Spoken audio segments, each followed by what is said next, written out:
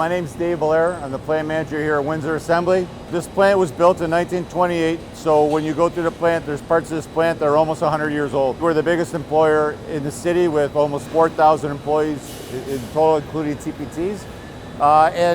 It's an integral driving part of this city. Like I've said before, it's a big city, but it's a small town. The quality here, this plant is known in North America for repeatability and quality with everything that we build.